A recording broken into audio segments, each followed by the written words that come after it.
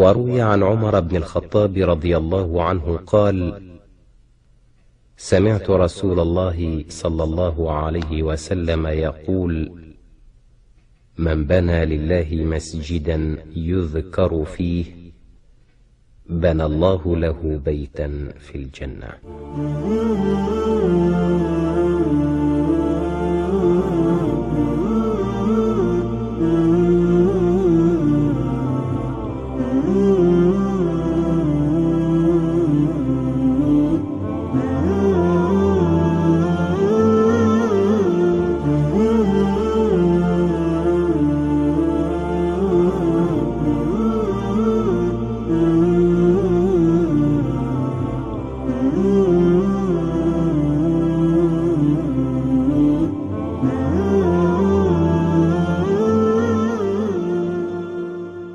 إنما يعمر مساجد الله من آمن بالله واليوم الآخر وأقام الصلاة وآتى الزكاة ولم يخش إلا الله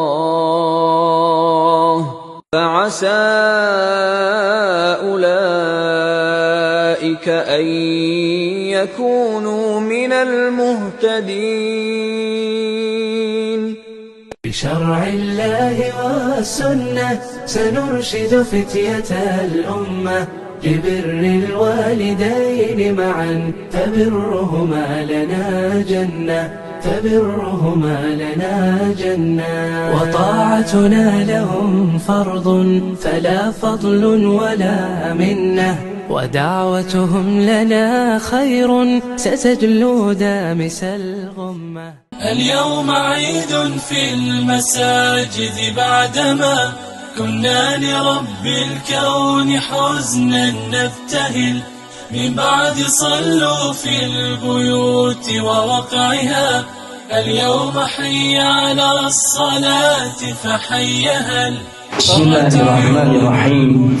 اليوم تم الافتتاح مسجد سالم عبيد وصفية عبد الله رحمهم الله تعالى الموقع ماغلان جاوا الوسطى إندونيسيا، سائلين الله تعالى أن يبارك في أعمالنا ويتقبل من المتبرعين والمنفقين والمحسنين صالح الأعمال ويجزيهم جزاء حسنا ويبنى لهم بيوتا في الجنة ويكتب لهم في موازين حسناتهم يوم لا ينفع مال ولا بنون إلا من أتى الله بقلب سليم إنه ولي ذلك والقادر عليه. وصلى الله على نبينا محمد وعلى آله وصحبه وسلم. والسلام عليكم ورحمة الله وبركاته. الله أكبر الله أكبر الله